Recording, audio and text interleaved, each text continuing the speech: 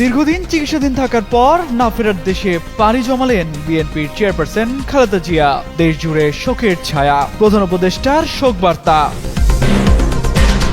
বুধবার রাজধানীর মানিক মিয়া অ্যাভিনিউতে হতে পারে খালেদা জিয়ার জানাজা। জিয়াউর রহমানের কবরের পাশেই দাফনের পরিকল্পনা জানালেন সালাউদ্দিন আহমেদ। খালেদা জিয়ার মৃত্যুতে বিএনপির নতুন কর্মসূচি ঘোষণা, টানা 7 দিনব্যাপী শোক পালনের সিদ্ধান্ত।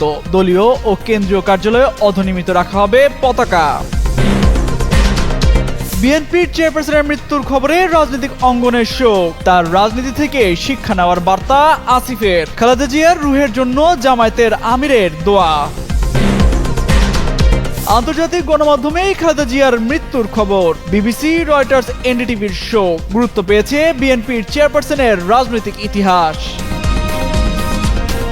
দীর্ঘদিন রাজধানীর এভারকেয়ার হাসপাতালে চিকিৎসাধীন থাকার পর না ফেরার দেশে পাড়ি জমালেন বিএনপি চেয়ারপারসন বেগম খালেদা জিয়া। মঙ্গলবার সকাল 6টায় তিনি শেষ নিঃশ্বাস ত্যাগ করেন। ইন্না লিল্লাহি ওয়া ইন্না ইলাইহি রাজিউন। বিএনপি মিডিয়া সেলের ফেসবুক পেজে দেওয়া এক পোস্টে এ তথ্য জানানো হয়েছে। বিষয়টি নিশ্চিত করেছেন খালেদা জিয়ার ব্যক্তিগত চিকিৎসক ও বিএনপি জাতীয় স্থায়ী কমিটির সদস্য অধ্যাপক ডাক্তার AZM জাহিদ হোসেন।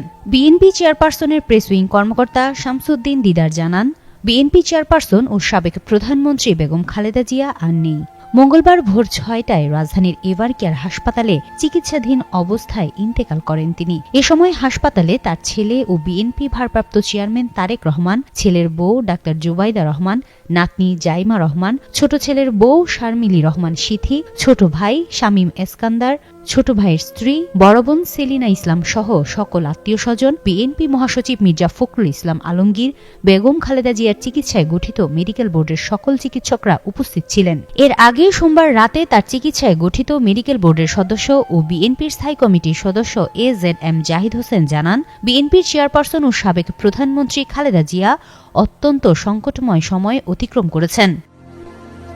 না ফেরার দেশে পাড়ি জমিয়েছেন বিএনপির চেয়ারপারসন ও সাবেক প্রধানমন্ত্রী খালেদা জিয়া। ভোর 6টায় রাজধানীর এভারকেয়ার হাসপাতালে চিকিৎসাধীন অবস্থায় শেষ নিঃশ্বাস ত্যাগ করেন তিনি। তার মৃত্যুতে শোকের ছায়া নেমে এসেছে পুরো দেশ জুড়ে। আগামীকাল বুধবার অনুষ্ঠিত হতে পারে তার নামাজে জানাজা। এই জানাজা রাজধানীর মানিক মিয়া অ্যাভিনিউতে হতে পারে বলে জানিয়েছেন বিএনপির স্থায়ী কমিটির সদস্য সালাউদ্দিন আহমেদ। এছাড়া জানাজা শেষে সংসদ ভবন এলাকার পাশেই অবস্থিত জিয়া উদ্যানে তার স্বামী ও দেশের প্রয়াত রাষ্ট্রপতি জিয়াউর রহমানের কবরের পাশেই খালেদা জিয়াকে দাফন করা হতে পারে বলে জানিয়েছেন তিনি। মঙ্গলবার ব্রিটিশ ভিত্তিক সংবাদ মাধ্যম বিবিসি বাংলাকে এ তথ্য জানান বিএনপির স্থায়ী কমিটির এই সদস্য।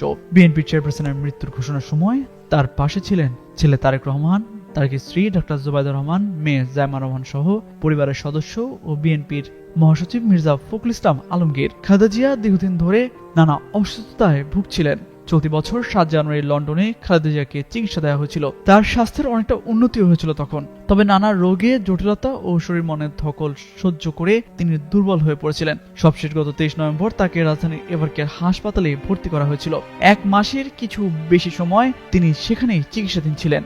সবশেষ দেশনেত্রী আপুসিন উপাধিতে ভূষিত খালেদা জিয়া চির বিদায় নিলেন তার প্রিয় দেশবাসীর কাছ থেকে। দীর্ঘদিন রাজধানীর এভারকেয়ার হাসপাতালে চিকিৎসাধীন অবস্থায় থাকার পর না ফেরার দেশে পাড়ি জমালেন বিএনপির চেয়ারপারসন ও 3 বারের সাবেক প্রধানমন্ত্রী খালেদা জিয়া। বিএনপির মিডিয়া সেলের ফেসবুক পেজে দেওয়া এক পোস্টে এ তথ্য জানানো হয়। বিষয়টি নিশ্চিত করেছেন খালেদা জিয়ার ব্যক্তিগত চিকিৎসক ও বিএনপির জাতীয় স্থায়ী কমিটির সদস্য অধ্যাপক doctor AZM Zahid Hossain. BNP চেয়ারপারসনের মৃত্যুর সংবাদের পর সারা দেশ সহ রাজনৈতিক অঙ্গনে নেমে এসেছে শোকের ছায়া। এরই মধ্যে এ ঘটনায় শোক জানিয়েছেন জামায়াতে ইসলামে আমির ডক্টর শফিকুর রহমান। সামাজিক যোগাযোগ মাধ্যম ফেসবুকে দেওয়া এক শোক বার্তায় আল্লাহর কাছে বেগম খালেদা জিয়ার রুহের জন্য রহম ও ক্ষমা কামনা করেন তিনি।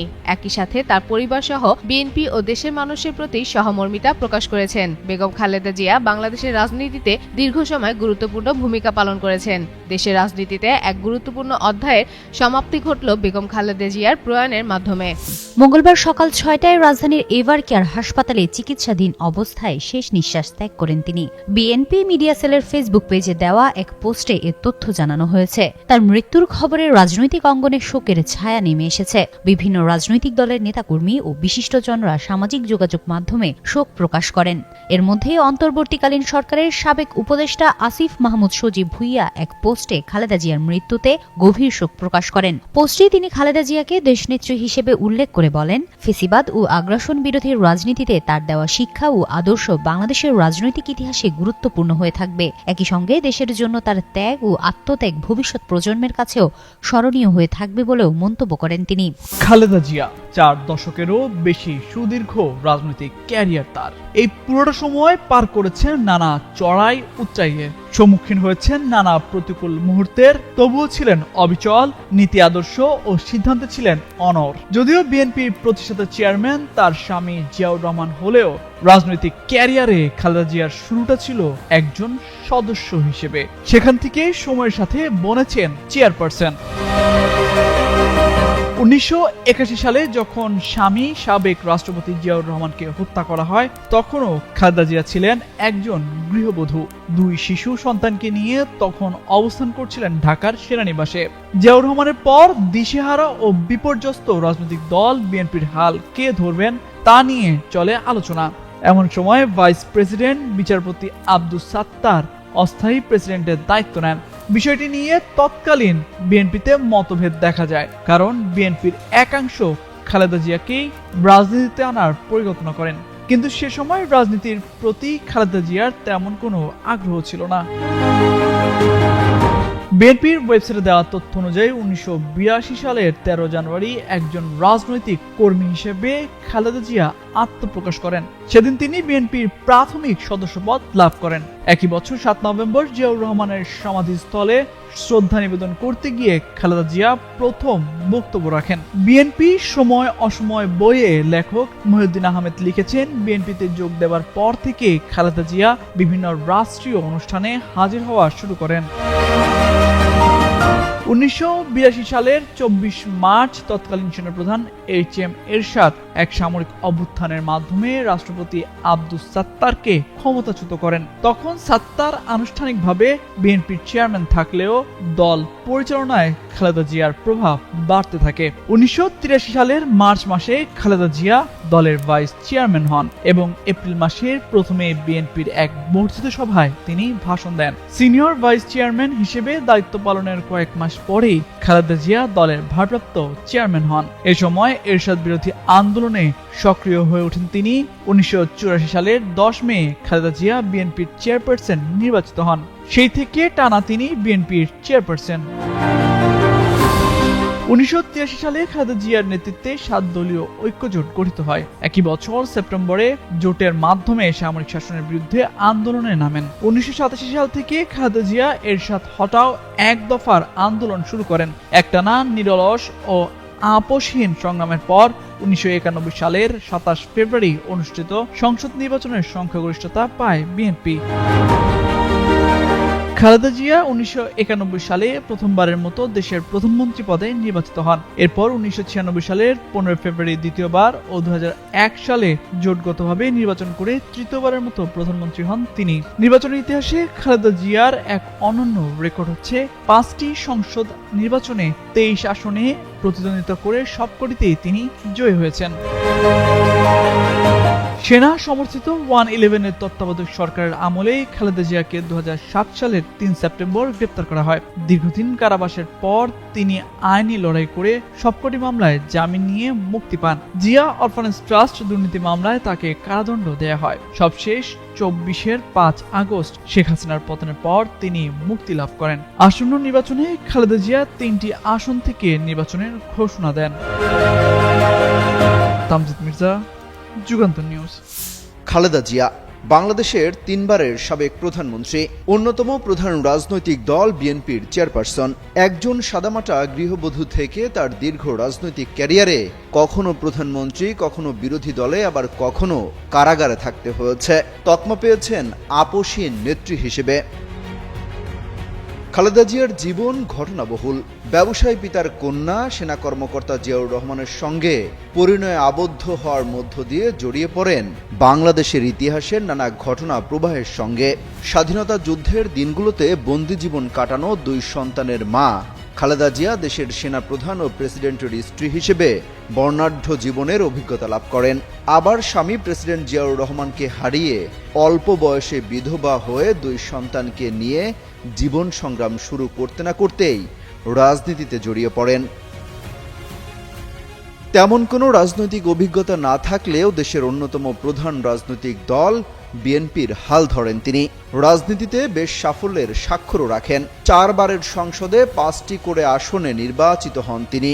আর প্রধানমন্ত্রী হিসেবে 3 বার দেশ পরিচালনায় নেতৃত্ব দেন। আমরা পার্লামেন্টে নাই, কোথাও নেই। খালেদা জিয়া 1945 সালের 15ই আগস্ট ভারতের জলপাইগুড়িতে জন্মগ্রহণ করেন। তার গ্রামের বাড়ি ফেনী জেলার ফুলগাজীতে। পিতা ব্যবসায়ী ইস্কান্দার মজুমদার ও মা তৈয়বা মজুমদার। দিনাজপুরের চন্দ্রবাড়ির মেয়ে। 3 বোন ও 2 ভাইয়ের মধ্যে তৃতীয় তিনি। খালেদা জিয়ার শৈশব ও কৈশোর পার করেছেন দিনাজপুরের মুদিপাড়া গ্রামে। 1960 সালে দিনাজপুর সরকারি স্কুল থেকে ম্যাট্রিকুলেশনে উত্তীর্ণ হন খালেদা খানম পুতুল। পরে তিনি দিনাজপুর সুরেন্দ্রনাথ কলেজে পড়ালেখা করেন। কলেজে পড়ার সময় তখনকার পাকিস্তান সেনাবাহিনীর ক্যাপ্টেন জিয়াউর রহমানের সঙ্গে তার বিয়ে হয়। 1965 সালে স্বামীর সঙ্গে পশ্চিম পাকিস্তানে যান। 1969 সালের মার্চ পর্যন্ত করাচিতেই ছিলেন। এরপর ঢাকায় আসেন। কিছুদিন জয়দেবপুর থাকার পর জিয়াউর রহমানের পোস্টিং হলে চট্টগ্রামের 16 এলাকায় চলে যান। জিয়াউর রহমান খালেদা জিয়া দম্পতির 2 সন্তান তারেক রহমান পিনু আর প্রয়াত আরাফাত রহমান কোকো। 1981 সালের 30 মে বিএনপির প্রতিষ্ঠাতা জিয়াউর রহমান চট্টগ্রাম সার্কিট হাউজে কিছু বিপদগামী সেনা সদস্যের হাতে নিহত হন। স্বামী নিহত হওয়ার আগ পর্যন্ত গৃহবধূই ছিলেন খালেদা জিয়া। 2 ছেলেকে লালন পালন ও ঘরের কাজ নিয়েই সময় কাটাতেন। জিয়াউর রহমান দেশের প্রেসিডেন্ট হলেও রাজনীতিতে তার উপস্থিতি ছিল না। পরে দলের নেতাকর্মীদের আহ্বানে বিএনপির হাল ধরেন তিনি। বাস্তবতা বিবেচনায় নিয়ে একসময় তাকে রাজনীতিতে নামতে হয়েছে। নীতি ও আদর্শে অটুট থাকায় তিনি আপোষহীন নেত্রী হিসেবে পরিচিতি লাভ করেন। খালেদা জিয়া 3 বার বাংলাদেশের প্রধানমন্ত্রী ছিলেন। 1982 সালের 2 জানুয়ারি খালেদা জিয়া বিএনপির প্রাথমিক সদস্য হিসেবে যোগ দেন। বছর খানেক যেতে না যেতে নিজের রাজনৈতিক প্রজ্ঞায় প্রশংসা অর্জন করেন। পরের বছর মার্চে তিনি দলটির সিনিয়র ভাইস চেয়ারম্যান পদোন্নতি পান। 1 মাস পর 1 এপ্রিল তিনি দলের বর্ধিত সভায় প্রথম বক্তৃতা করেন। বিচারপতি আব্দুস সাত্তার অসুস্থ হলে তিনি 1984 সালের 10 মে চেয়ারপারসন পদে বিনা প্রতিদ্বন্দ্বিতায় নির্বাচিত হন। সেই থেকে তিনি টানা বিএনপির চেয়ারপারসন। বিএনপির দায়িত্ব নেওয়ার পরই নানা প্রতিকূলতার মুখে পড়েন খালেদা জিয়া। দল ঐক্যবদ্ধ রেখে এরশাদের স্বৈরশাসনের বিরুদ্ধে আন্দোলন গড়ে তোলেন। এরশাদের শাসনের বিরুদ্ধে কোনো রকম সমঝোতা না করেই আপোষহীন আন্দোলন করে গেছেন। ফলে এরশাদের পতন ত্বরান্বিত হয়েছে। 1983 সালে খালেদা জিয়ার নেতৃত্বে 7 দলীয় ঐক্যজোট গঠিত হয়। একই বছর সেপ্টেম্বরে জোটের মাধ্যমে সামরিক শাসনের বিরুদ্ধে আন্দোলনে নামেন। 1987 সাল থেকে খালেদা জিয়া এরশাদ হটাও 1 দফা আন্দোলন শুরু করেন। একটানা নিরলস ও আপোষহীন সংগ্রামের পর 1991 সালের 27 ফেব্রুয়ারি অনুষ্ঠিত সংসদ নির্বাচনে সংখ্যাগরিষ্ঠতা পায় বিএনপি। খালেদা জিয়া 1991 সালে প্রথমবারের মতো দেশের প্রধানমন্ত্রী পদে নির্বাচিত হন। এরপর 1996 সালে 15 ফেব্রুয়ারি দ্বিতীয়বার ও 2001 সালে জোটগতভাবে নির্বাচন করে তৃতীয়বারের মতো প্রধানমন্ত্রী হন। নির্বাচনের ইতিহাসে খালেদা জিয়ার একটি অনন্য রেকর্ড হচ্ছে 5টি সংসদ নির্বাচনে 23 আসনে প্রতিদ্বন্দ্বিতা করে সবকটি তিনি বিজয়ী হয়েছিলেন। সেনার সমর্থিত 111-এর তত্ত্বাবধায়ক সরকারের আমলে খালেদা জিয়াকে 2007 সালের 3 সেপ্টেম্বর গ্রেপ্তার করা হয়। দীর্ঘদিন কারাবাসের পর তিনি আইনি লড়াই করে সবকটি মামলায় জামিন নিয়ে মুক্তি পান। জিয়া অরফানেজ ট্রাস্ট দুর্নীতি মামলায় তাকে কারাদণ্ড দেয়া হয়। সবশেষ 24-এর 5 আগস্ট শেখ হাসিনার পতনের পর তিনি মুক্তি লাভ করেন। আসন্ন নির্বাচনে খালেদা জিয়া 3টি আসন থেকে নির্বাচনের ঘোষণা দেন। অমিত হাসান রবিন, যুগান্তর নিউজ। দীর্ঘদিন ধরে নানা শারীরিক জটিলতায় ভুগছিলেন বিএনপির চেয়ারপারসন বেগম খালেদা জিয়া। রাজধানীর এভার কেয়ার হাসপাতালে নিবিড় পর্যবেক্ষণে থাকার পর মঙ্গলবার সকাল ৬টায় তিনি শেষ নিঃশ্বাস ত্যাগ করেন। মৃত্যুকালে তার বয়স হয়েছিল ৮০ বছর। মঙ্গলবার সকাল ৯টায় দলের পক্ষ থেকে আনুষ্ঠানিকভাবে খালেদা জিয়ার মৃত্যুর খবর জানান বিএনপির মহাসচিব মির্জা ফখরুল ইসলাম আলমগীর। এরপর বিএনপির সিনিয়র যুগ্ম মহাসচিব রুহুল কবির রিজভী জানান, দলের চেয়ারপারসন খালেদা জিয়ার মৃত্যুতে ৭ দিনের শোক কর্মসূচি ঘোষণা করেছে বিএনপি। মঙ্গলবার থেকে আগামী ১ সপ্তাহ দলটির সব কার্যালয়ে কালো পতাকা উত্তোলন করা হবে। এ সময় দলের নেতাকর্মীরা কালো বেজ ধারণ করবে। এছাড়া নয়াপল্টনের কেন্দ্রীয় কার্যালয় ও গুলশান চেয়ারপারসনের কার্যালয় সহ দেশের সব বিএনপি কার্যালয়ে শোক বই খোলা রাখা হবে।